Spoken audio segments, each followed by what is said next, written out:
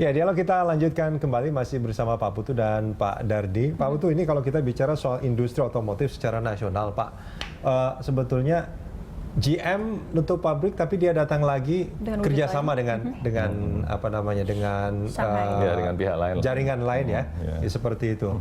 Tapi Ford kan belum tentu gitu. Apakah ya pasti kita nggak tahu.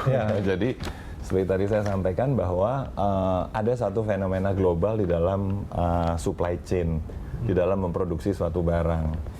Kalau zaman dulu orang memproduksi barang itu semuanya in-house. Dari desain, ya, testing, manufacturing, ini semua in-house. Lama-lama orang mengenal yang namanya outsource. Dikontrakkan keluar. Komponennya itu dikontrakkan keluar.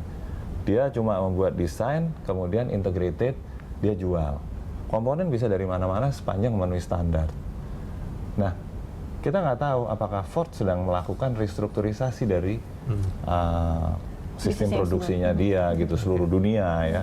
Jadi buat saya, buat kita nggak usah terlalu risau. Yang penting kita harus menjaga Indonesia ini tetap kondusif untuk investor.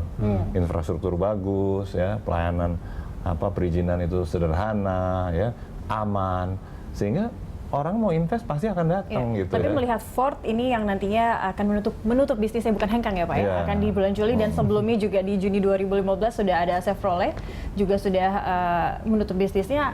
Kondusifnya itu akan seperti apa Pak? Dan ini mempengaruhi sektor industri otomotif kita. GM datang dengan SGMW, GM juga, karena 40% itu sahamnya GM di situ ya.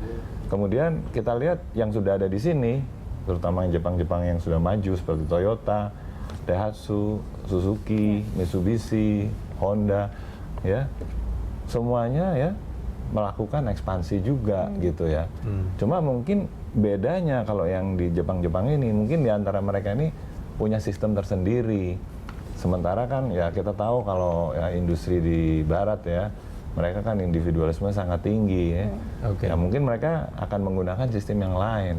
Tapi tadi saya sampaikan, yang penting Indonesia ini kondusif. Ibarat kita punya mall kita aman ya, mall kita nyaman.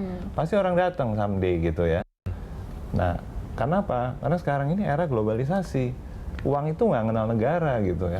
Dia bisa pindah-pindah kemana-mana, dan ini yang terjadi dengan Ford. Iya, Pak Putu, tapi kalau kita melihat apa yang terjadi, nah saat ini sebetulnya industri otomotif kita itu seperti apa Pak Putu?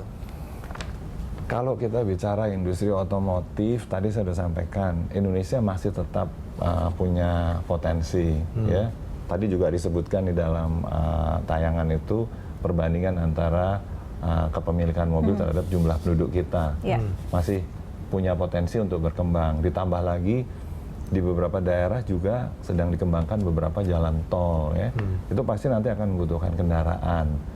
Kapasitas kita juga masih separuh terpakai karena ada krisis kemarin sehingga turun kan. Kapasitas apa nih Pak? Kapasitas produksi mobil. Jadi pabrik-pabrik mobil itu kalau dihitung itu jumlahnya kira-kira 2 juta unit per tahun total.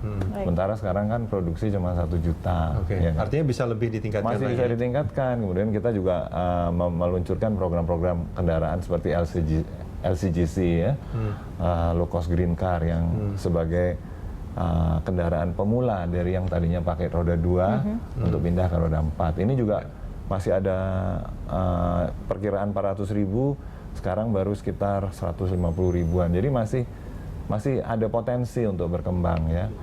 Yang jadi masalah yang kita hadapi sekarang adalah keterbatasan dari industri komponen. Nah, ini yang harus kita pacu terus supaya industri otomotif ini lebih kuat di dalam negeri, lebih banyak lagi memanfaatkan industri kecil menengah supaya dia mempunyai jaringan sampai ke bawah. Jadi ibaratnya itu punya akar rumput lah gitu.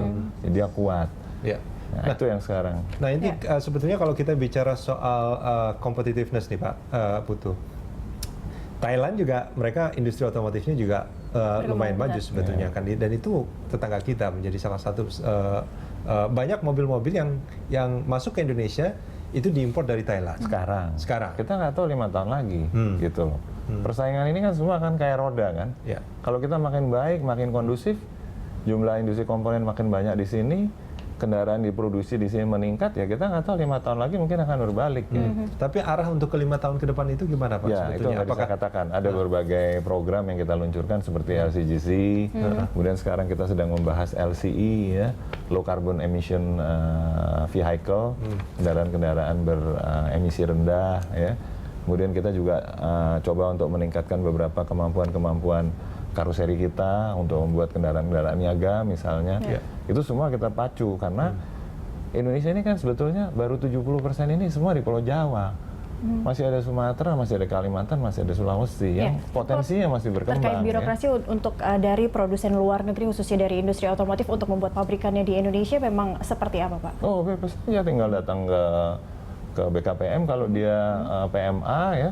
Kalau dia PMDN tinggal datang ke bupati, wali kota, minta izin prinsip, kemudian minta izin usaha industri, dipersilahkan. Nanti pemerintah menyediakan insentif, gitu ya. Kalau dia misalnya, oh dia mau mulai bisnis dari apa nih? Oh bikinnya complete knockdown, maka insentifnya seperti ini. Kalau dia incomplete knockdown, insentifnya seperti ini. Oh dia sudah mulai masuk ke part by part, dia punya industri komponen, dalam negeri dia pakai local content, dia bisa buktikan sekian persen, insentifnya lebih tinggi lagi. Jadi pemerintah sudah punya skema insentif itu. Oke, dari segi komponen itu sebetulnya yang sekarang ini harus perlu dipacu. Mas Dardi, kalau dari komponen Ford, itu sebetulnya kebanyakan kita itu import atau memang sebetulnya ada pabrikan di dalam negeri yang... Terus terang memang sepertinya import semua ya, import dari semua. Thailand, karena mobilnya pun utuh dari Thailand dan informasi dari Pak Putu juga ya tidak punya manufacturing di sini ya, dan industri komponen saya rasa tidak tahu kalau ada dari Indonesia ekspor ke Thailand kemudian dirakit di Thailand kembali ke Indonesia, tapi ya asumsinya karena rakitan utuh dari sana ya produksinya total Thailand. Tetap impor ya. Dan kebanyakan para konsumen Ford di sini mereka mendapatkan atau membutuhkan spare part itu mereka lebih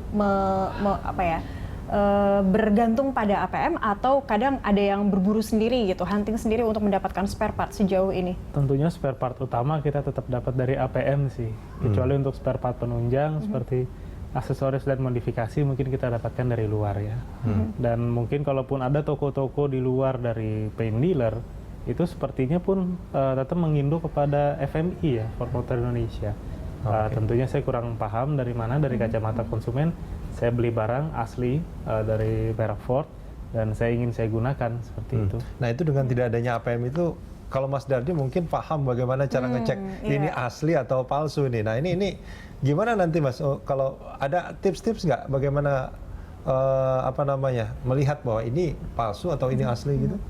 Kalau dari saya terutama mungkin kemasan ya, karena pertama yang kita lihat kan kemasan ya. Kita dapat suatu produk dalam sebuah kemasan, kemudian kemasannya bagus atau tidak, rapi atau tidak, apakah sesuai dengan yang biasa kita dapat.